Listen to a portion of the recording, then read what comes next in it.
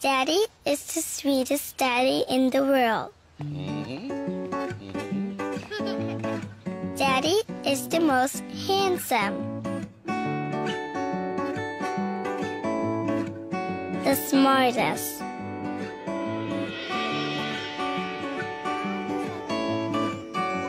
The most clever.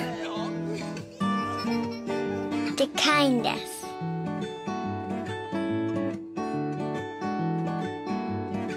He is my Superman.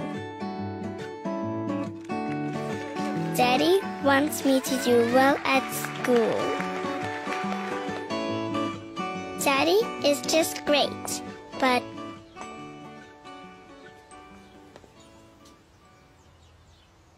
he lies.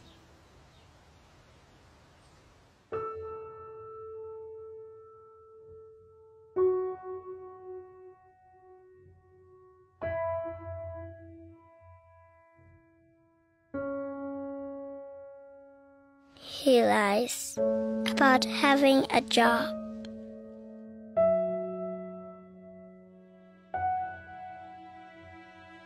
He lies about having money.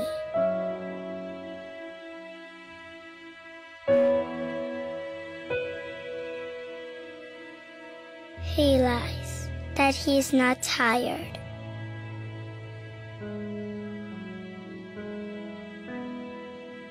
He lies that he's not hungry.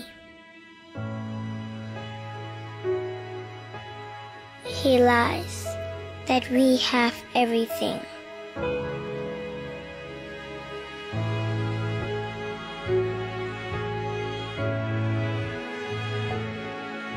He lies about his happiness.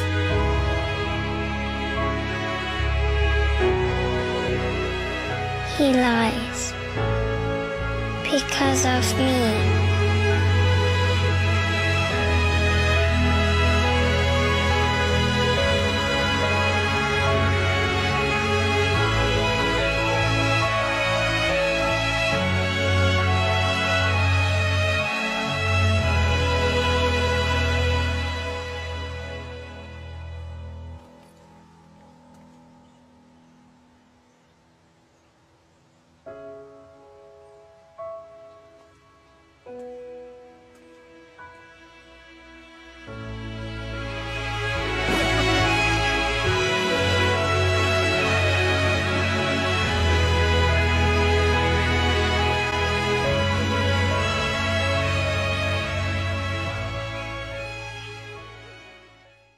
Good morning po.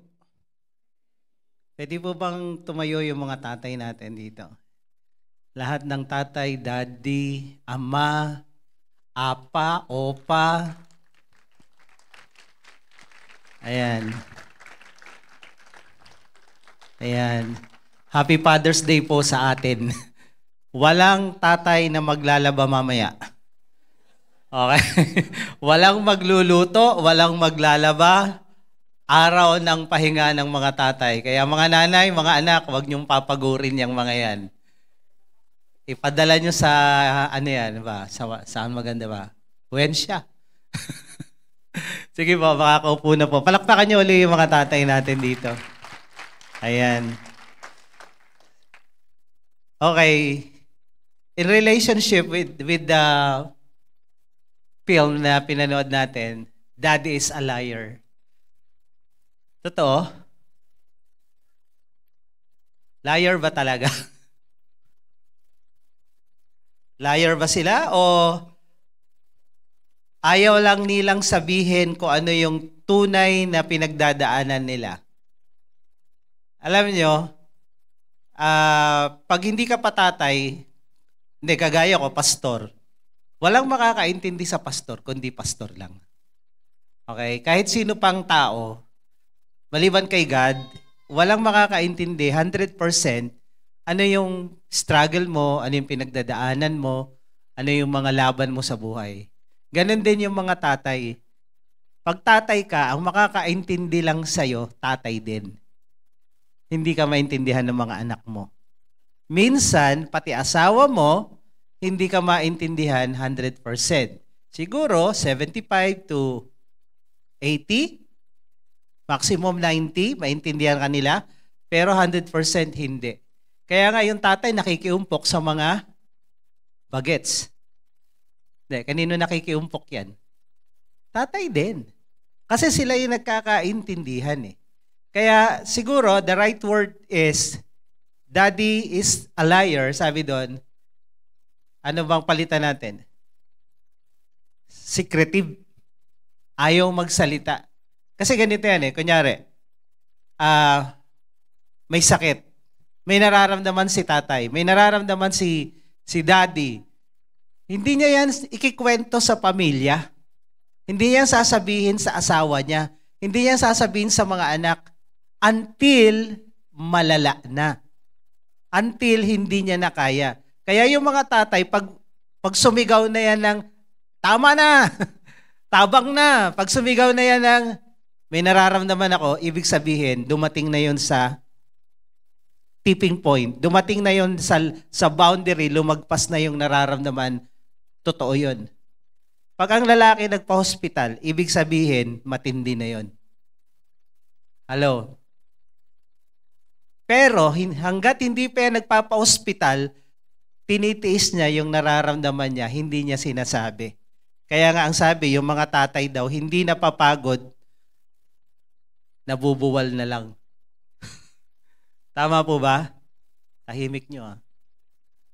So yung mga tatay, hindi nagsisinungaling, hindi nga lang nila inaamin yung tunay nilang kalagayan.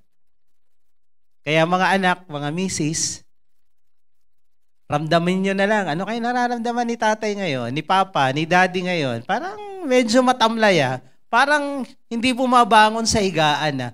Parang hindi lumalabas ng kwarto ah. Parang tahimik. Parang tahimik. Naglalaba pala, no? O ginulpi ng misis. Hindi, joke lang. Walang ganun dito. So, ang mga tatay, kung ano man yung nararamdaman nilang hirap sa trabaho, sa sarili nila, lalo sa sarili nila, hindi nila kinikwento. Until malala na o hindi na nila kaya.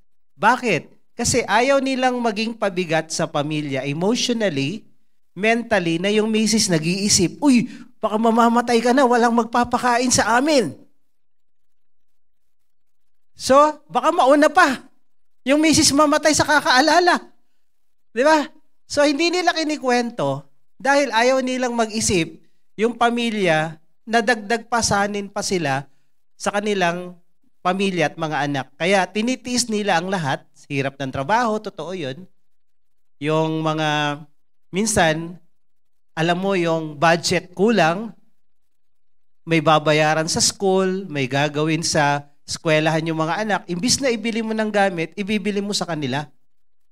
Tinitiis yun ng mga tatay. Kaya yung mga anak dito, makinig po kayo, wala pong perfect na tatay, pero lahat ng matinong tatay, lahat ng nagsisikap na tatay, ganito.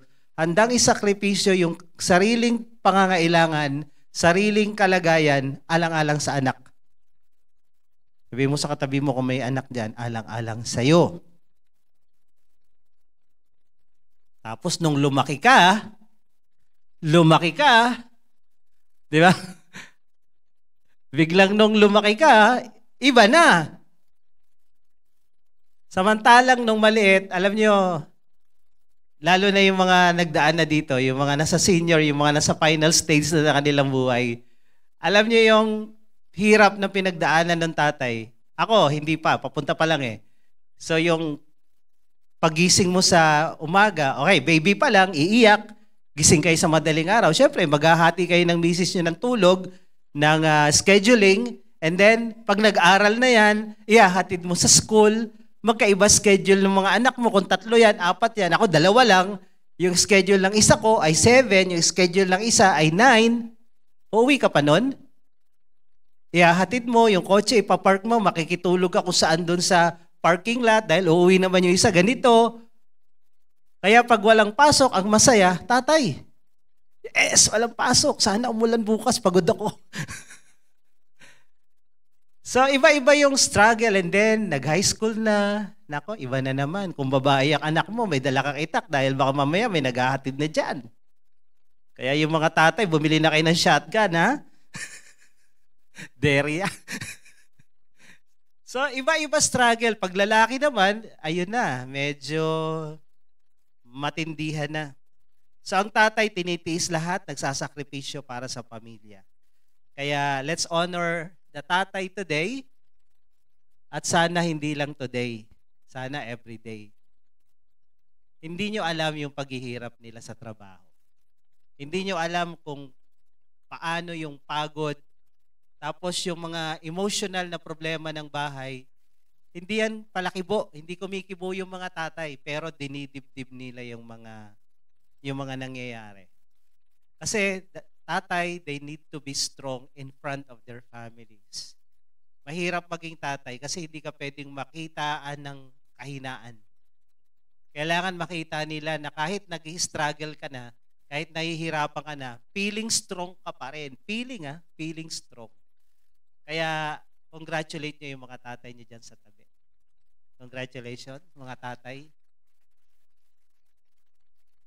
At ano ang tagumpay ng isang tatay? Sa tingin ko lang sa dami ng problema sa bawat pamilya ngayon, ang tagumpay ng isang tatay ay yung tumanda kayo at namatay yung pamilya nyo buo. Hindi yung dumami kotse nyo, dumami bahay nyo, dumami pera nyo. Yes, kasali yon. Kasali yon. Pero sa dami ng problema ngayon at laban para sa pamilya, yung manatili kayong buo hanggang wakas, panalo yung tatay dyan. Ibig sabihin, pinaglaban niya yan. Amen? Kaya mga tatay, maging matatag, tuloy ang laban, huwag susuko, huwag aayaw. At kayo naman mga misis, mga anak, suportahan nyo yung haligi ng tahanan. Dahil ang haligi ng tahanan, kailangan ng support. Wala kang nakitang haligi na walang foundation, walang hamba, walang mga nakakonect sa taas para tumibay. Ang haliging nag-iisa, babagsak. At pag bumagsak ang haligi, bagsak ang bahay. Amen? Kaya mga tatay, congratulations. Mga misis, mga anak, tulungan nyo sila. Gusto ko lang isingit ito. Kanina, yung bata, hangang-hanga sa tatay niya. Okay? Hangang-hanga sa tatay niya. Ngayon, gusto ko lang isingit ito para sa kaalaman ng lahat. Nating lahat. May development po ang pagiging tatay. Imahe ng tatay sa kanyang anak. Okay? May development. Nakikita nyo ba dyan? Pag yung anak mo maliit, baby, hanggang mag-elementary, ikaw ay isang the best, your hero. Okay? Yung anak mo, dikit ng dikit sa'yo. No? Yung anak mo, parang pag nandyan si daddy, kaya niyang pasukuin, pati si Xi Jinping at si Putin. Yan ang tingin ng anak mo sa'yo. Bilang tatay, pag maliliit sila hanggang elementary, yan ka, bida ka, superhero ka. Ikaw si Superman, ikaw si Spider-Man, ikaw si Wolverine, sino pa? Hindi ka pa si Incredible Hulk. Sa ano yun? High school yun. So yun ka, you're the best, you're the hero sa iyong anak. Kaya yung, makikita niyo yung mga commercial na ganyan, pag Father's Day, maliliit. Walang teenager. Walang teenager. Pag nag-high school na, nag-teenager na yung mga anak mo. Hindi ka na the best. The beast ka na. Tyrant ka na. Bakit? Hindi ka pwede umuwi ng late. Bawal yung cellphone. Dapat ganito. Maglinis ka ng kwarto mo, hugasan mo yung plato, dapat tumutulong ka sa bahay, ganito. Ang dami mo nang inuutos sa anak mo, nagmumukha ka ng masama ngayon. Tama, mali. Dadabugan ka nila ngayon. Tatampuhan ka ngayon. Pag inutusan mo, biglang nagiging mga paniki. Ba't ako? Ba't ako? Kung dalawa yung anak mo, 3, siya na lang. Kung nag-isa, ba't ako? Hindi pwede talaga, no? So, nagiging the beast ka na. Kasi may batas na, may disiplina nang ini-implement, meron ng mga bawal, hindi pwede to, hindi pwede to. So si tatay, the beast na, tyrant.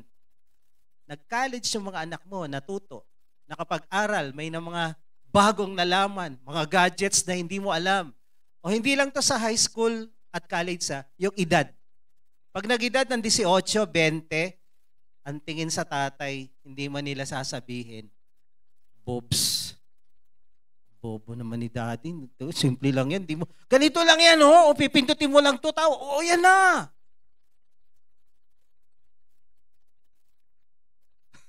Tapos pag nagpatulong ka, ba't di mo alam yan? Tanda mo na.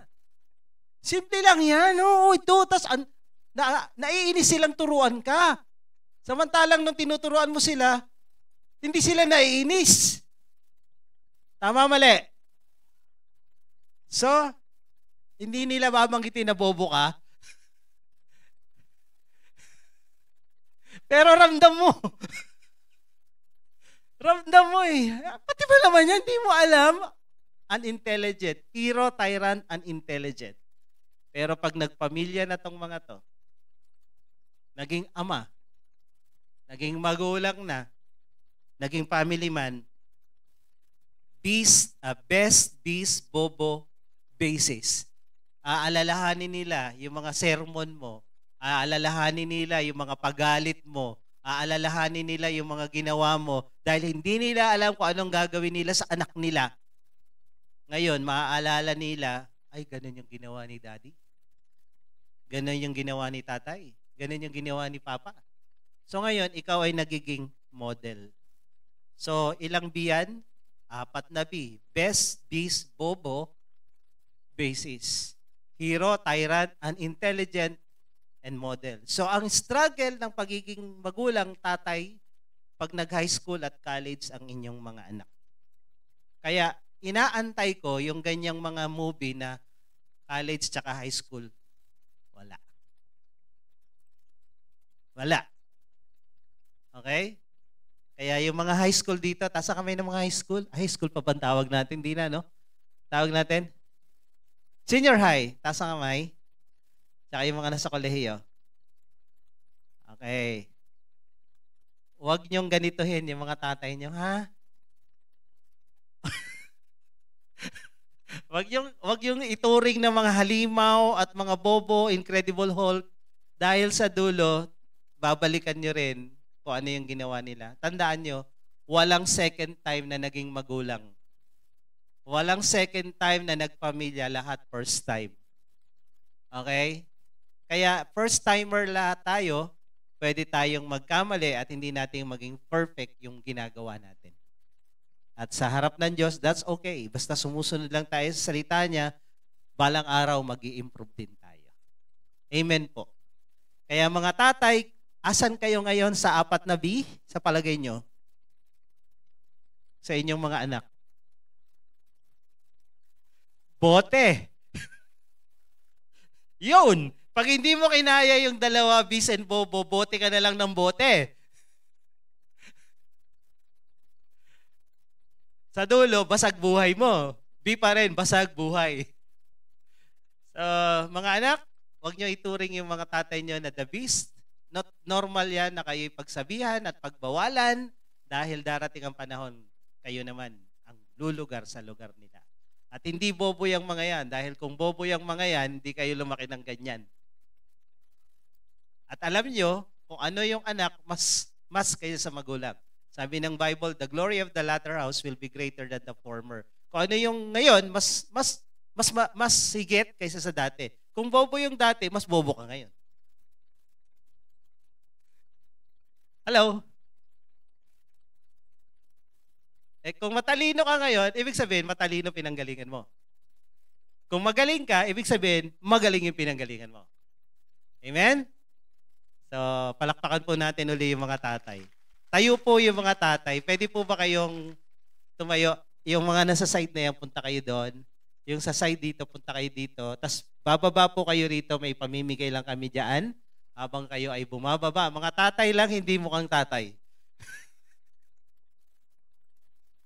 Yung role ng tatay is to love their families, love your family, asawa, anak, lead your family, love, lead, protect, and provide. Tinuturo po yan sa couples mentoring. Kaya kung hindi pa kayo uma-attend, ini-encourage din namin kayong umattend sa couples mentoring dahil Diyan po tinuturo yung role ng mga tatay. Ini-encourage namin kayo na umattend sa mga ginagawa naming mga activities para ma-enhance yung relationship ng mag-asawa at saka mapatibay yung samahan ng pamilya. So sa couples mentoring, pinopromote ko na kung hindi pa kayo nakaka-attend yung ating couples mentoring para mahirap po ang trabaho ng tatay. Okay? Dahil pag bumagsak ang pamilya, nagka-problema, si tatay lagi ang nasisisi.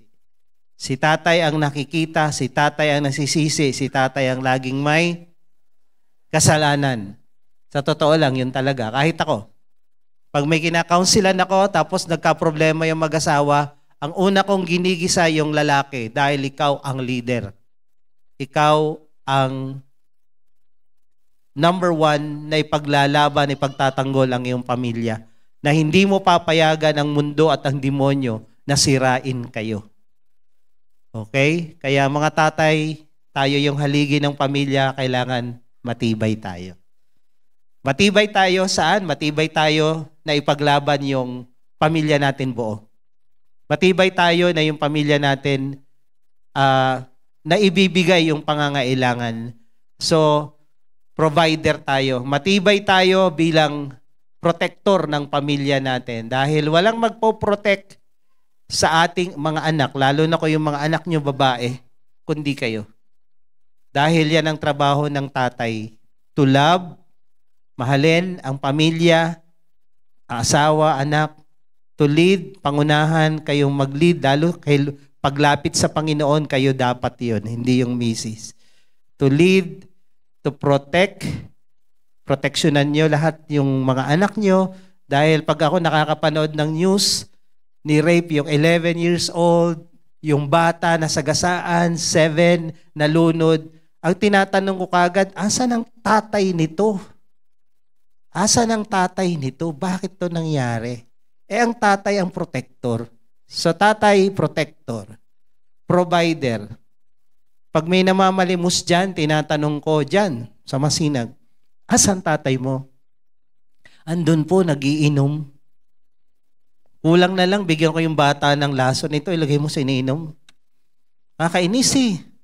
Nagiinom daw, nanay mo, naglalaba.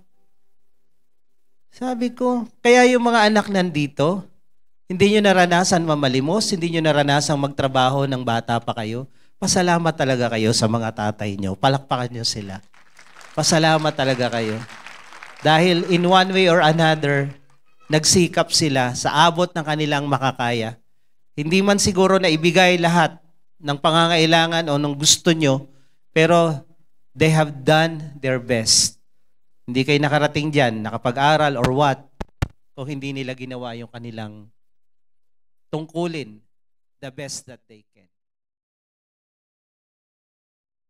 Okay, so let's move on. Medyo fast forward tayo ngayon. Medyo konting bibilis tayo. Okay. Ang tema po natin for this month is about pag-uwi sa ating tahanan. So, nung anniversary, ang topic ng ating movie yung title, no? Tahanan. So, connected pa rin tayo until now. Yung tahanan na yon ay pwedeng iba-iba ang meaning. Pero sa atin, ang tahanan natin tinutukoy itong church, at higit sa lahat, si God. God is our home. We are at home with God. May mga kanta po na ang sabi, ang puso natin ang tirahan ng Diyos, at ang puso naman ng Diyos ang tirahan natin. So, yung tema natin is Come Back Home, God is waiting for you. Uwi ka na, bebe, di na kami galit. Ayan. So, dinaanan natin yung storya ni Ruth, kung saan itong mag-asawa ay umalis sa kanilang bayan sa Bethlehem, nagpunta ng Moab, pitpit yung kanilang kayamanan, marami silang dalang pera, ayaw mahirapan, ayaw makatikim ng konting hirap, pansamantalang hirap. So, iwas pusoy, umalis. Pagdating doon sa Moab, nagkaubos-ubos yung kanilang pera, nagkahirap-hirap sila, namatay yung asawa, namatay yung 2 anak, at umuwi itong si Naomi, nag-iisa. Buti na lang, sumama yung kanyang manugang, si Ruth. At yon sa dulo, pinagpala sila ng Diyos dahil umuwi sila. Last Sunday, yung bansang Israel, pinag-aralan natin yung diaspora na tinatawag at yung kanilang pag-uwi, aliyah, na ang Israel tuwing nakakauwi sa kanilang bayan, nagiging powerful, superpower nation. Pag umuwi sila sa kanilang bayan, nagiging blessing sila sa buong mundo. Kaya nga ang gusto ng Hamas, ang gusto ng Hezbollah, ang gusto ng mga kalaban ng Israel, from river to the sea, i-wipe out talaga sila, burahin. At ang pinopromote nila sa news, lalo na yung Al Jazeera, dahil Muslim ang may-ari nun, yung one side na maraming namamatay sa Palestine, sa Palestinian side. Ang hindi nila pinapalabas sa news na yung north side ng Israel, kung saan boundary ng Syria, binobomba ng Hezbollah araw-araw, minimum of 100 missile. Nasubukan nyo ng tumira ng antipolo, kunyari, tapos tinitira tayo ng missile 100 every day. Anong gagawin nyo? Anong gagawin nyo? 100 100 lang. Missile. Nung nandun kami sa Israel, 4 na missile lang yung pinakawala ng Hamas, pero nataranta yung buong lugar. Talaga yung sirena, tunog ng tunog at bunker talaga lahat yung tao. Ito 100. Tapos ang pinopromote nila, ang dami namatay. Totoo naman. Kaya nga sa prayer meeting, pinagpipray natin na walang sibilyang madamay doon sa Gaza. Sa Gaza Strip. Pero, in fairness, ang dami namang sinisira dito sa north ng Israel, itong mga grupong ito. Na ang pinaka-promotor, itong Iran. Ironic naman, ang pinakamalaking church sa buong mundo, kung saan nandun ang demonyo, nandun yung gawain ng Diyos. Pinakamalaking church, China, tsaka Iran. At alam niyo itong mga bansang ito, hindi maka-Diyos. Kaya kung nasaan ang demonyo, nandun din ang gawain ng Diyos para kontrahin ang demonyo. So tuwing uuwi ang Israel, nagiging powerful sila, walang makatalo sa kanila. At nagiging blessing sila sa mundo. So yun po yung topic natin nung nakaraan. Kaya kagaya ng Israel, we need to go home kay God. So ang topic natin ngayon is about the prodigal son. Okay? Ang prodigal son ay nasulat sa Luke chapter 15. Pero bago nasulat yung prodigal son, meron munang dalawang parable, the parable of the lost sheep and the lost coin. Yung nawawalang tupa at saka nawawalang coin. Then pangatlo, yung anak na lumayo, yung prodigal son. Ang context noon, sa Luke chapter 15, verse 1 and 2, ito yon. Si Jesus nakikipag-umpukan sa mga makasalanan. Sabi dito, tax collectors, ito yung traidor sa bayan. Ito yung nangongolekta ng buwis para sa Romano. Mga Hudyo sila, mga Israelita sila, kaya lang under the Roman Empire sila, kumukolekta ng buwis and then papadala sa Rome. So galit ang tao sa mga tax collector dahil sila ang pahirap salot ng bayan.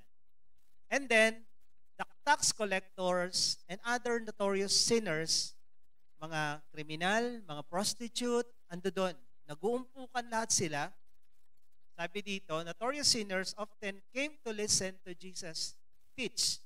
Yung mga makasalanan, umuupo at nakikinig kay Jesus pag siya'y nagtuturo. Kaya nga yung sinasabi kanina ni Hector, na lagi kong tinuturo dito, pag ikaw Kristiyano at yung mga makasalanan, nabubulabog pag dumating ka, malaki problema mo. Hindi mo si Jesus ang ginagaya. Ang ginagaya mo, relihiyon. Dahil sa relihiyon, bawal yan, bawal yan, bawal yan. Okay? Naalala ko, nung bago kaming pumunta ng Paula Salud, in-invite ko yung banda, tumugtog kami ng New Year doon. Tapos, umupo ako. Nakiumpok ako sa mga kapitbahay namin. Yung mga kapitbahay ko nandito. Nakiumpok ako doon at nakiinom ako konti.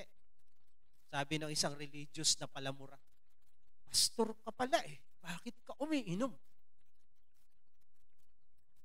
Bakit? Bawal ba uminom ng tubig? Hindi, alak yan eh. Tingnan niyo si Jesus. Sabi dito, this made the Pharisees, mga pare ay nagalit, and the teachers of religious law complained that he was associating with such sinful people, even eating with them. Nakisalamuha siya dito sa mga outcast ng lipunan at nakiumpok. Ngayon, pag lumaktaw tayo sa isang chapter sa Luke 7:34 to 35, sabi nila, the same group of people, mga religious, mga pare, the Son of Man, Jesus, sabi nila, has come eating and drinking. And you say, look at him, a glutton. Ang lakas mamulutan ito. Matakaw, sabi nila ha. Pero yon akusasyon. Hindi yun ang katotohanan. Exaggerated lang. And drunkard. Sabi nila kay Jesus, tingnan mo, lakas mamulutan, lasenggo pa. Yun ang tingin nila kay Jesus. Bakit? Bakit nila nasabi yun? Kasi nakikiumpok. Nakikiumpok sa mga makasalanan, sa mga lasenggo, prostitute, at sino-sino pang tao. Kaya sabi dito, look at him, glutton and drunkard, a friend of tax collector and sinners. Meron bang mga sinner dito? Sabi ng Bible, lahat tayo nagkasala. Walang nakaabot sa kaluwalhatian ng Diyos. Romans 3:23. Romans 3:10, walang matuwid, wala kahit isa. Therefore, lahat makasalanan. So, sino dito ang makasalanan? Taas ang kamay. Very good, honest. Paramihan lang tayo ng kasalanan, palala lang. Ngayon, ang kagandahan dito, sabi ng Bible, Jesus is the friend of sinners. Pag ikaw makasalanan, kaibigan mo ang Diyos. Kaibigan mo si Jesus dahil gusto kanyang ilapit sa Kanya. Kaya minsan may mag-i-invite noon, no? Pag ni-invite ako, nag-i-invite din ako ng attend ng Bible study, ang kadalasan sinasabi, baka masunog ako dyan. Baka umusok ako pag nag-Bible study. Huwag kayo pong mag-alala. Hindi kayo masusunog at hindi kayo usok pag umattend kayo sa church. Dahil ang church para sa mga makasalanan. Hindi para sa mga banal. Kaya yung mga nagbabanal-banalan, na yung nasabi ni Hector, pag nagsishare, parang may mga anghel na kumakanta sa likod, kinakas out namin yung mga ganun dito. Jesus' name, lumayas ka. Hindi namin ito-tolerate yung mga banal-banalan na pag nadulas, hallelujah, praise the Lord, nadulas ako. Inuumpog pa namin lalo yun. Joke lang. Hindi mo tayo ganun. Dito po, kung ikaw makasalanan, this is the place for you. Amen? Kung ikaw maraming atraso, nahihiya kang lumapit sa Diyos dahil sa tingin mo, hindi ako bagay dyan, banal yung mga yan. Hindi po kami banal. Makasalanan din po kaming katulad nyo. Binabago lang kami ng Diyos. Amen? Kaya welcome ka dito. Sabi mo sa katabi mo, welcome ka. Friend of sinner, si Jesus, kaibigan mo siya. Okay? Kaibigan mo siya. So, ang sabi dito, a friend of tax collector and sinner, yet wisdom is justified by all her children. Kaya yung mga religious people, bakit ka nakikiumpok dyan? Bawal yan. Tingnan mo, kahit yung mga pare, pastor, na nagsasabi, bawal yan. Ba't ginagawa mo yan eh? Ilan miyembro mo? 3. Kasi yan lang naniniwala sa kalokohan mo eh. Yan lang nabola mo eh. 3. 30. Bakit 30? Religious ka eh. Hindi ka lumalapit sa mga makasalanan eh. Hindi mo sila inaabot eh. Paano yan lalapit sa Diyos kung masyado kang banal? Banal-banalan. Hindi naman talaga banal. Si Jesus banal. Pero ang mga makasalanan lumalapit sa Kanya. Ito yung gusto kong mangyari sa Juhia Masinag. Na yung mga makasalanan ay hindi nahihiya at natatakot na lumapit sa Diyos. Dahil alam nila mahal sila ng Diyos. Amen? Alam nila na kaibigan nila si Jesus kahit marami silang palpak sa buhay. At alam nila na dito sa church na to, pwede kang magbago. Amen? So, yun ang context ng kwento nung nawawalang tupa, nawawalang coins, and then yung pangatlo, yung anak na lumayo. So, verse 11 po yun. Laktaw tayo. Verse 11 to 12. To illustrate the point, yun nga, yung point na yung mga Pariseo ay umaangal, bakit ka nakikipag-inuman dyan? Bakit ka nakikipag-umpok dyan? Bakit yung mga makasalanan na yan ay sinasamahan mo? Ay yung mga pare, pag nakita nila yung tax collector, prostitute dyan, hindi na sila dadaan dyan. Dito na sila dadaan sa kabila. At biglang lumapit sa kanila, lalayo sila. Hindi sila pwedeng makipag-usap sa makasalanan. Dahil sa feeling nito mga pare, magiging makasalanan din sila. Mawawala yung kabanalan nila. Ganon yung utak relihiyoso. May kinuwento pa si Jesus. Sabi niya, 2 tao pumasok sa templo. Yung isa, makasalanan. At siya'y nagdasal sa Diyos. Ang sabi niya, Panginoon, maawa ka sa akin, isa akong makasalanan. Pinupukpok niya yung kanyang dibdib sa sobrang guilt. Then, dumating yung isang pare at ang sabi, Lord, salamat, ang bait ko. Nagbibigay ako ng tithes lagi. At ginagawa ko lahat ng gusto mo. And then, sabi ni Jesus, sino ang kinalugdan ng Diyos sa dalawa? Yung mayabang na pare o yung makasalanan na nagsisisi? Nabasa niyo ba yung kwento? Sino kinalugdan ng Diyos? Yung makasalanan na nagsisi, nagpakumbaba. Tandaan nyo, iba utak ng Diyos sa utak ng mga relihiyon. Kaya dito, hindi tayo relihiyon eh. Ang Kristyanismo, hindi relihiyon, relasyon sa Diyos. Na ang Diyos na yan, naging tatay mo dahil yung anak niya, nag-iisa, bugtong na anak sa Jesus, tinanggap mo sa puso mo, kaya ka naging anak. Lahat tayo ampon, adopted sons and daughters of God. Isa lang anak niya, si Jesus. Nung tinanggap mo si Jesus, naging anak ka rin niya, naging adopted. Ngayon, yung karapatan ng tunay na anak at ng adopted, parehas lang. Walang kaibahan. So lahat tayo, adopted sons and daughters of God. So ito yon. Then, to illustrate the point, sabi ni Jesus, he told a story. A man had 2 sons. The younger son told his father, I want my share of your estate. Pag sinasabi sa financial world, kami po nagtatrabaho sa financial world. Financial advisor po kami. So pag sinabing share, stocks, pera yan. Malalaking halaga yan. Pag sinabing estate, ay nako, state tax, malaking halaga yan. Hindi yan pipitsugin. So, sabi nung anak na bunso, akin na yung share ko of your estate now before you die. Bago ka mamatay, bigay mo na yung share ko. So his father agreed to divide his wealth between his sons. Tanong, mayaman ba itong pamilyang ito? May share, may estate? Mayaman, hindi. Mayaman. Nagsimula ang kwento ng pamilyang ito from a blessed and a happy home, mula sa masaya at pinagpalang pamilya. Maliliit pa yung anak, 2 yung anak na lalaki, masaya sila, pinagpala, masipag siguro yung tatay tsaka nanay. So, mayaman sila. Pero pagdating sa kwentong ito, lumaki na yung mga anak. Pag maliliit pa yung mga anak, masaya, walang masyadong problema sa kanila. Di ba? Kaya nga yung movie kanina, yung bata, bayani ko yung tatay ko. Ito hindi na to bata. Binata na. Pag nagbinata na, anong tingin sa tatay? Bis or bobo. So ito na, nandito na sa stage na to. Ang tingin niya, ay, bis to eh. Hindi ako pwedeng gumalaw dito. Bobo to eh. Hindi man niya masabi direct. So kinuha niya yung kanyang share. And then, pagkatapos ng ilang araw, a few days later, this younger son packed all his belongings and moved to a distant land, and there he wasted all his money in a wild living or prodigal living. Yung prodigal po yung magarbo, magastos, walang kwenta. So matapos niyang kunin yung kanyang share, eto na, dito na nagsimula yung trouble ng buhay niya. When he went away from home, the trouble started. So nung maliliit pa sila, walang problema, masaya at pinagpala yung pamilya. Naglakihan na yung mga anak, doon na nagka-problema. Panoorin natin to saglit, itong moving ito, na napakabagong awit, na baka hindi nyo pa ito napakinggan, pakinggan nyo ngayon. Okay? So, sana maka-identify kayo sa kantang ito bago ko ituloy yung aking ituturo.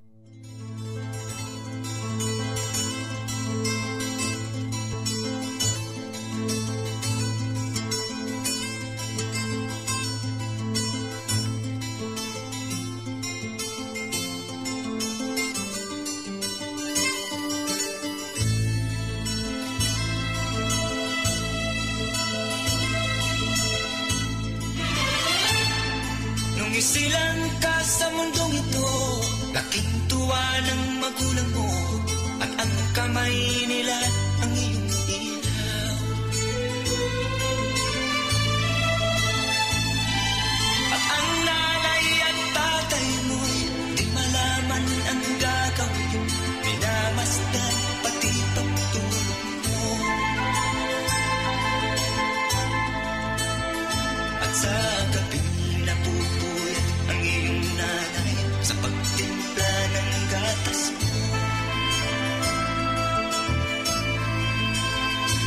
Sa umaga na may kalong ka ng iyong amang tuwang-tuwa sa'yo.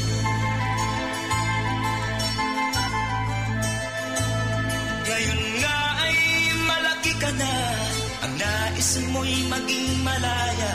Di man sila payag, walang magagawa.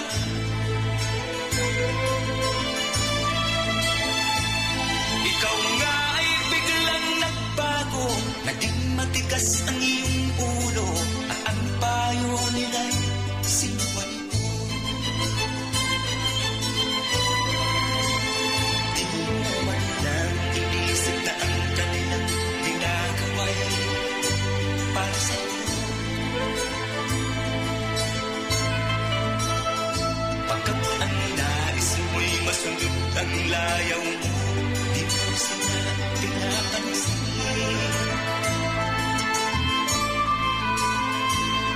Nagdaan pang mga araw at ang landas mo'y naligaw. Ikaw ay nanunong sa masamang bisyo.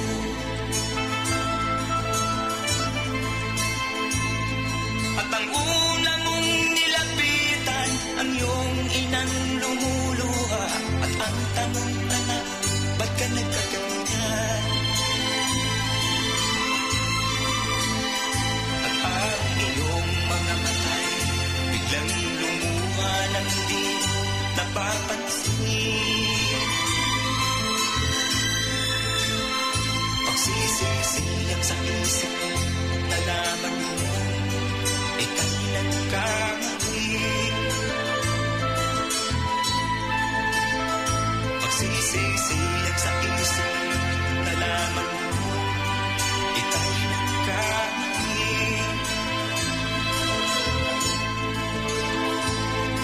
Kahapon ay nilimot mo pati ang iyong masamang bisyo. Laking pasalamat ng magulang mo.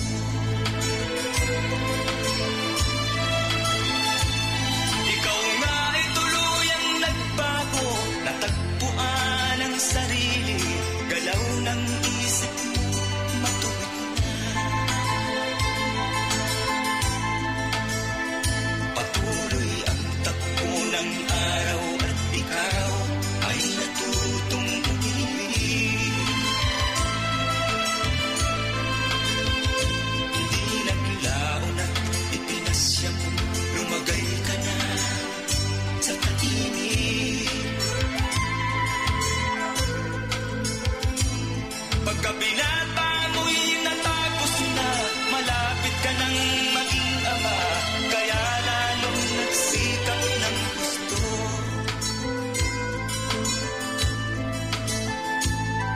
Dumating ang iyong hinihintay, sinilang ang panganay mo, parang langit ang iyong nadama. Ngayon anak, alam mo na kung anong pakiramdam ng maging isang ama. Ganyan din ang nadarama ng iyong ama't ina nang ikaw ay makita.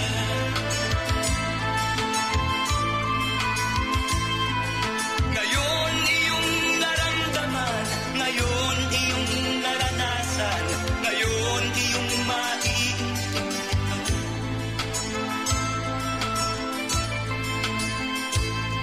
Tama pala ang iyong ina, tama pala ang iyong ama, ngayon hindi ka na magtataka. Hindi pala birong maging magulang o ngayon iyong dinaranas. Hindi pala birong maging magulang o ngayon iyong dinaranas.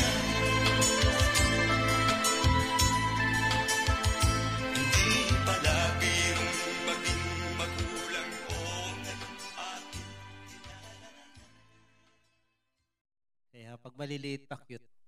Pero ngayon ay malaki ka ng problema. Pero ito sa mga youth at mga kabataan, college, high school, pwede niyong maiwasan yan. Dahil what you sow, you will reap. Pag naging problema kayo sa magulang, naging beast, naging bobo sila sa tingin nyo, pag kayo nagkapamilya, yun din ang gagawin sa inyo. Kaya to avoid trouble, banda-banda dyan, ayusin nyo na ngayon pa lang. Okay? Maintindihan nyo rin yung buhay. Bakit ganyan yung tatay nyo? Bakit ganyan yung nanay nyo? Pag nandun na kayo. Kaya lang, it's too late. It's too late na. Kasi pasok ka na sa banga hindi ka na makalabas.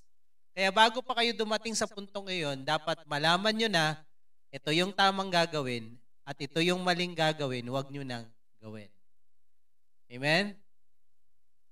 Darating doon. Darating tayo lahat doon. So balik tayo dito sa kwento nitong lalaking ito na nung lumaki na, doon na, nagkaroon na ng problema, nagbinata na So naglayas, iniwan yung tatay, kinuha yung pera, sinayang, inubos sa prodigal living. He took his share and went away.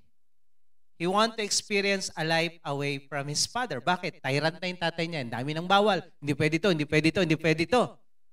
So ang gagawin niya, istorbo tong tatay na to makalayo-layo na nga. Gusto niyang mamuhay ayon sa gusto niya. Lumayo siya para walang sagabal. Lumayo siya para walang sisita. At doon nilustay, sabi sa Tagalog, nilustay niya sa bisyong lahat ng kanyang kayamanan. So he went away from home, the trouble started. What will happen when we walk away from God? Yung tatay dito, sumisimbolo sa Diyos. Okay? Sa Diyos Ama. Kaya mapapansin nyo, kahit pala nakatira ka sa tahanan ng Diyos, pwede ka palang maging backslider. Posible pala. So itong younger son, next week, yung older son naman yung pag-aaralan natin. Itong younger son na to ay backslider. Nag-backslide, lumayo sa tahanan ng kanyang tatay, lumayo sa kanyang tatay. Okay? Sabi ng Luke 15:14, about the time his money ran out, a great famine swept over the land and he began to starve. Nung naubos na yung bitbit niyang isang laksang share estate na kinuha niya sa kanyang tatay, yung kanyang mana, naubos yon at saka naman dumating yung matinding taggutom. Pag ikaw lumayo sa Diyos, you will experience great famine. Gutom mga abutin mo pag lumayo ka sa Diyos. Sabihin mo sa katabi mo, huwag kang lalayo sa Diyos. Gutom. Hirap. Wa datong. Wa bread. Mahuhurot tanan. Ubos. Verse 15. He persuaded the local farmer to hire him, and the man sent him into his fields to feed the pigs. Dahil wala na siyang pera at wala na rin kaibigan. Nung marami siyang pera, ang dami niyang kaibigan. Inom dito, laklak doon. Lahat ng bisyo, babae doon. Sabi nung kanyang kuya, ng babae, malalaman natin bukas, ay sa susunod na Sunday. So ang sabi dito, naubos lahat. Ngayon, ang tanong, asan yung kaibigan niya nung wala na siyang pera? Ang tunay na kaibigan, yung wala ka, nandyan pa rin sila. Yun ang tunay na kaibigan.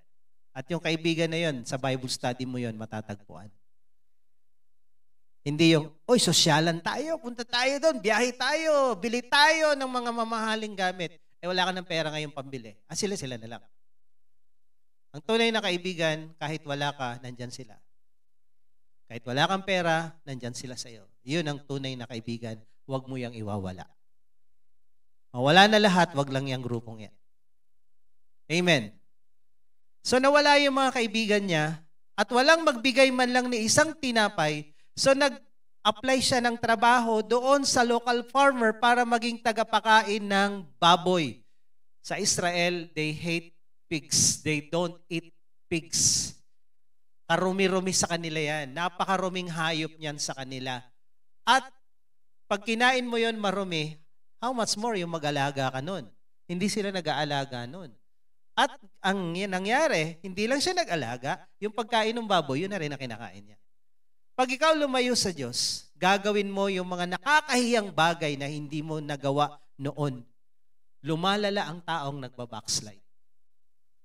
Kung malala ka dati, naging Christian ka, tumino ka, pag lumayo ka, lalala ka. Mas masahol ka pa sa dati mong buhay.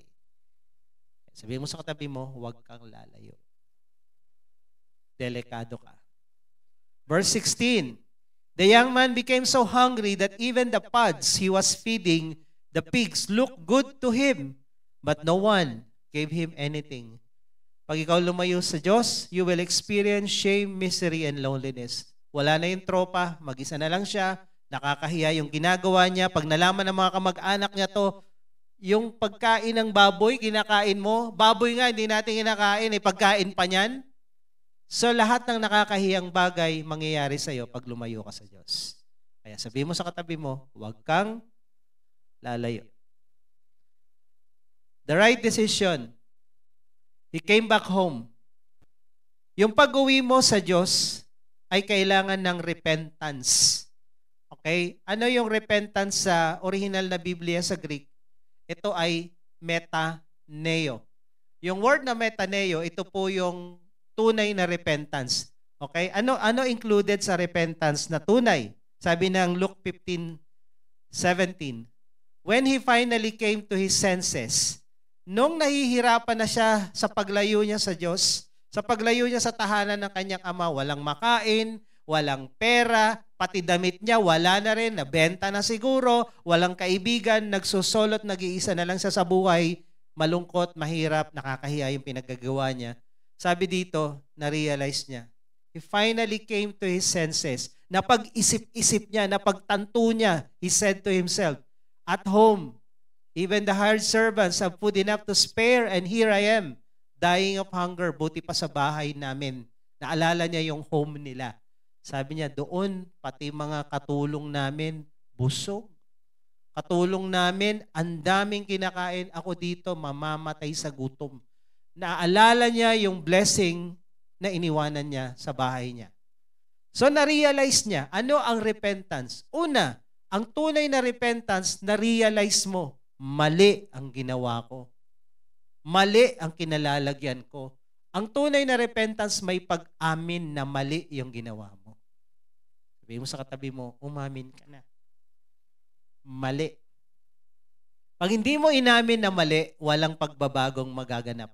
Walang repentance. Pangalawa, verse 18 to 19, may decision siyang ginawa. Sabi niya, decision siyang pinaplano. I will go home to my father and say, Father, I have sinned against both heaven and you. Nagkasala ako sa iyo at sa langit, and I am no longer worthy of being called your son. Hindi na ako karapat-dapat tawaging anak mo. Please take me on as a hired servant. Katulong na lang. Katulong na lang. Tanggapin mo lang ako kahit katulong ang turing mo. May makain lang. May machicha lang. Sabi niya. So yun lang habol ko. So ano ang repentance? Na-realize mo, nagbago utak mo at puso mo. Dati ang yabang-yabang niya, may pera ako, hindi ko kailangan tatay ko, dilayuan niya yung bahay niya, umalis siya doon, yun yung utak niya, magrebelde at lumayo. Pero dito, nabago yung utak at puso niya, uuwi na ako, nagkasala ako, nagkamali ako. Nung umalis siya, ang yabang-yabang niya, anak ako, marami akong pera, nakuha ko yung share ko, pero ngayon, sabi niya, kahit alipin na lang. Ang tunay na pagsisisi, na-realize mo at nagbago utak mo sa ginawa mo at puso mo. May pagbabagong nagaganap sa totoong nagsisisi. Pag walang nagbago, hindi ka nagsisi. Na-guilty ka lang. Remorse. Verse 20. So, he returned to his father. Ano ang repentance? A realization, a change of mind and heart, a change of action and direction. Nung mayabang siya, ang direksyon niya palayo. Pero ngayon, palapit. Pauwi. So ito ang tunay na pagsisisi. May pagbabago. Sabi mo sa katabi mo, may pagbabago. Pag walang nagbago, walang tunay na pagsisisi. Remorse lang yon, nagsorry ka lang, pero pag di ka nagbago, hindi ka nagsisi. Nagsorry ka lang. What will happen when we come back home to God? Luke 15, 20 to 21. Sabi dito, so he returned home to his father, and while he was still a long way off, his father saw him coming. Malayo pa lang siya, nakita ng tatay na parating yung kanyang anak. So therefore, anong ginagawa ng tatay habang siya'y wala? Ang tunay na tatay, pag nawawala yung mga anak, ano ang nararamdaman? Ang tunay na tatay, pag yung anak hindi pa umuwi gabi na, ano nararamdaman? Ano ginagawa? Nag-aalala, nag-aantay, text ng text, message ng message, tingin sa bintana. Di ba? Ito, ginawa ng tatay niya, nag-aantay, iniisip niya, one day, uuwi itong anak ko. One day, makikita ko siya. So, nung nakita niya, yung anak niya pauwi, malayo pa lang, nakita niya na. Sabi dito, malayo pa lang. Ang ginawa ng tatay, ano? Filled with love and compassion, he ran. May kantang, When God Ran. First time, sa kasaysayan ng universe, tumakbo ang Diyos. When God ran. Kailan tumatakbo ang Diyos? Tuwing nagdesisyon kang gusto mong umuwi sa Kanya. Pag nagdesisyon ka, Lord, gusto ko nang sumunod, umuwi sa'yo. Ang Diyos tatakbo, palapit sa'yo. Bakit kailangan tumakbo? Hindi na lang nag-antay, nakakapagod yun, ah? Bakit kaya? Bakit tumakbo yung tatay? Hindi niya na lang inintay. At sinabi niya, walang hiyayang anak na kung yan eh. Hayaan mo siya, pahirapan natin. Buti nga yan. Ngayon ha, uwi-uwi ka. Kanina, nung umalis ka, ang yabang mo. Ang dami mong bit-bit na pera, ang pogi-pogi mo, pangit mo ngayon. Bakit hindi hinintay? Bakit tumakbo yung tatay? Ha? Sabik? Excited? Ano bang movie yun? Yung anak ni Will Smith na sabi niya, tinanong niya itong kwentong to. Sabi ng bata, yung negrong bata doon sa tatay niya kay Will Smith, baka magbago ng isip yung prodigal son. Baka magbago ng isip yung prodigal son, mahiya, maalala niya, nakakahiya yung ginawa ko sa tatay ko at yung lahat na nakatira doon sa state namin, kilala yung kalokohan, alam yung kalokohan ginawa ko, huwag na lang ako umuwi. So yun sabi ng bata. Which is true. Kung magbabago pa isip nitong prodigal son, hindi papayagan ng tatay niya na magbago ng isip. Kaya yung tatay mismo ang tumakbo at niyakap yung anak, mahal kita. Sabi dito, filled with love and compassion, he ran to his son and embraced and kissed him. So niyakap siya para hindi na siya makawala, hindi na siya makapagbago ng isip na lumayo ulit. Tuloy mo na yung paglapit sa Diyos. Ngayon, kung ikaw first time nandito, kung ikaw medyo alangan pang lumapit sa Diyos, baka masunog ako. Ngayon, sinasabi ko sa iyo, hindi ka nasunog, di ba? Sinasabi ko sa iyo, si Jesus, friend of sinner, di ba? Friend kayo, di ba? Ito ang ginagawa ng Diyos sa mga taong lumalapit sa Kanya, niyayakap niya ng pagmamahal at awa. Hindi niya sasabihin, ang tagal mong loko-loko, tapos ngayon, aatin-atin ka? Hindi ganun si Lord. Tao lang yung gano'n na walang hiya. Si Lord hindi walang hiya. Minsan may mga taong lalapit sa'yo, uy, nabuhay ka ha? Sarap putusan yung mga gano'n. Di ba? Sa ito, sabi dito, niyakap. The Lord is embracing us, welcoming us to His home. And then sabi dito, His son said to him, meron siyang listahan na kanyang sasabihin eh. Di ba? Alam niyo yung listahan na sasabihin niya? Hindi ako karapat-dapat na maging anak mo, maging ano na lang? Alipin na lang, alipin. So ang sabi niya, ito na, yung kanyang nire-rehearse, Father, I have sinned against both heaven and you, and I am no longer worthy of being called your son. May kasunod yun, di ba? Ano sasabihin niya? Alipin na lang ako. Pero, ang ginawa ng tatay, but his father said to the servants, quick, bring the finest robe in the house and put it on him.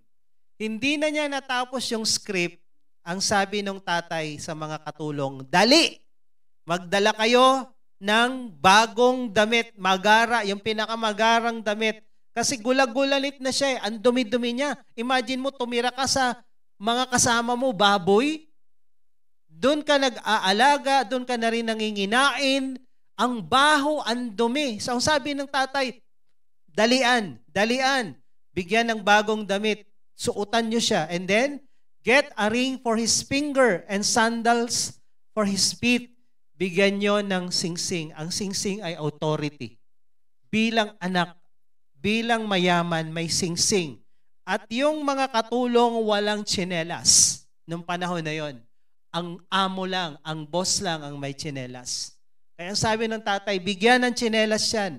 So therefore, ang sabi ng tatay, sa kanyang aksyon, hindi man nabanggit ng anak na kahit katulong na lang ako, hindi niya na pinakinggan yun. Dahil hindi tinatanggap ng tatay siya bilang katulong, kundi bilang anak. Sa lahat ng bumabalik sa Diyos, sa lahat ng lumalapit sa Diyos, hindi ka alipin, hindi ka katulong, tinatanggap ka ng Diyos bilang kanyang anak. Amen? Sabihin mo sa katabi mo, anak ka. Bibigyan ka ng bagong damit, singsing at tsinelas. Ang mga amo lang, ang mga anak lang, ang may karapatan na magkaroon ng ganyan. Katulong hindi.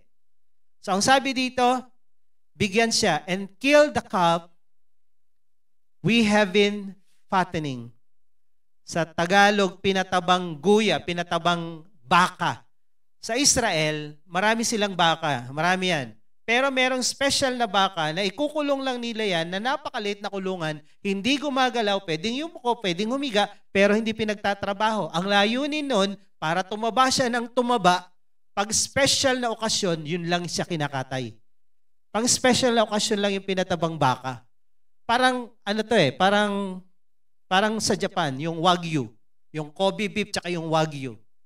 Nung kinain namin yung Wagyu, dahil nakailang attempt na kaming kumain ng Wagyu dito, 15,000. Isang slice. Steak, 15,000. Eh, nung pang-apat na punta namin ng Japan, nung nasa Hokkaido kami, nasarhan naman kami. So itong February, March, nagtagumpay kami sa Wagyu. Bili kami steak, isa lang. Mahal eh. Pero mura doon dahil mga 1.5 lang eh. In peso 1.5 to 2,000. Grabe, pagkagat namin gano'n, no? Natutunaw sa bibig. Kasi alam niyo yung karne ng Wagyu, para siyang marble, may red, may white, mga taba yun. Na hindi nakaka-cholesterol ng todo. Natutunaw sa bibig, parang marshmallow yung karne. Parang ganito to. Pinatabang baka. So ito, for special occasion, kinatay, sabi dito, we must celebrate with a feast, for this son of mine was dead and has now returned to life. He was lost, but now he is found. So the party began. Kaya kanina, kinanta natin yung God's Great Dance Floor, di ba? Ito yun. Kaya merong ganong sayawan party to be continued next Sunday dahil umuwi yung prodigal son. Bumalik sa kanyang tahanan. Dito ngayon, maraming prodigal son, nakauwi na kayo. Welcome home. Welcome back. Amen? And the Lord is embracing you today. Tayo po tayong lahat. Sino po dito yung ngayon lang nakapunta? Pakitaas ang kamay, wagayway lang po. Meron po ba ngayon lang nakapunta dito? Taas nga po ang inyong kamay. Sige po. Kung meron po dito ngayon lang nakapunta, tapos na tayo, closing prayer, punta lang po kayo dito sa baba, ipagpipray ko kayo bago tayo mag-uwian. So, kung may nag-invite, pakisamahan nyo sila. At kung may mga gamit kayo, dalahin nyo na rin po. Dahil tapos na tayo. Pagpipray ko na lang kayo. Punta po kayo dito sa harapan. Ayan, harap kayo sa akin. Sige po. What will happen when we come back home to God? God will run to us to embrace us with love and compassion. And then, the blessing, the restoration, and celebration will happen. Yung pagpapala ng Diyos, magsisimulang maranasan mo ulit. Kagaya nitong prodigal son, yung singsing, yung damit, yung tsinelas, hindi yun para sa mga walang pera at alipin, para yun sa mga pinagpala. At dito nakita natin, pinagpala ulit siya. Hindi tinanong, nasaan na yung perang binigay ko sa iyo? Alam naman ng tatay na wala na eh. Pero ang kagandahan dito, ang tatay hindi nawawala ng blessing. Dahil ang Diyos natin, kailanman hindi naghihirap. Kailanman. Kaya pag tayo umuwi, nawala yung pera natin, nagkagulo-gulo buhay natin, kayang i-restore ng Diyos yung mga nawala. Kayang ibalik ng Diyos yung mga nawala. Kahit tayo pa may kagagawan yan, kayang ibalik ng Diyos. Huwag ka nga lang magmadali. Sa kwentong yon, instant, pero sa buhay natin malamang hindi.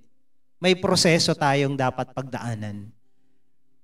Kaya hintay lang, hantay lang tayo, darating din tayo doon. And then sa dulo, nag-celebrate sila dahil ang sabi ng tatlong parable, the lost sheep, the lost coin, and the lost son, tuwing may uuwi sa tahanan ng Diyos, nagdiriwang ang mga anghel sa langit, nagsasaya ang langit, nagse-celebrate.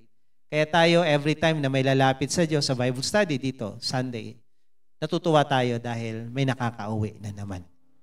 At sana lang, kayo pong mga nandito sa harapan, welcome home, welcome sa tahanan ng Diyos at welcome sa Diyos. Sana lang, ang dalangin ko sa inyo, wag na kayong lalayo. Ulit. Wag na kayong aalis ulit. Paglapit nyo ngayon, diretso nyo na to. Every Sunday, nandito kayo. Sama-sama tayong lalago, makikinig ng salita ng Diyos, lalago sa salita ng Diyos at kay Lord. So, inaanyayahan ko po kayo, lalo kayo nandito sa harapan, na lumapit kay Lord ngayon, tanggapin natin si Jesus bilang Panginoon at tagapagligtas. And then, ito na, nakauwi na tayo. Then you will experience the embrace of God. Pwede po ba yun? Gusto nyo ba? So lahat tayo, yumuko. Let's bow our head. Let's close our eyes. Then taas natin yung isang kamay natin sa Diyos, simbolo na lumalapit tayo sa Kanya. Gesture na, Lord, andito ako. Tingnan mo. Gusto ko nang umuwi. Gusto ko lumapit sa iyo. Bumabalik ako sa iyo. Ikaw ang aking tahanan. Nasa sa iyo ang tunay na buhay at pagpapala sa buhay na to. And as we bow our head and close our eyes, sumunod po kayo sa panalangin ito. Sabihin nyo, lalo yung nandito sa harapan, sabihin nyo, Panginoong Jesus, Panginoong Jesus, ako po ay lumalapit sa iyo. ako po ay lumalapit sa iyo. Nagpapakumbaba. Nagpapakumbaba. Inaamin ko, Inaamin ko, ako'y nagkasala sa iyo.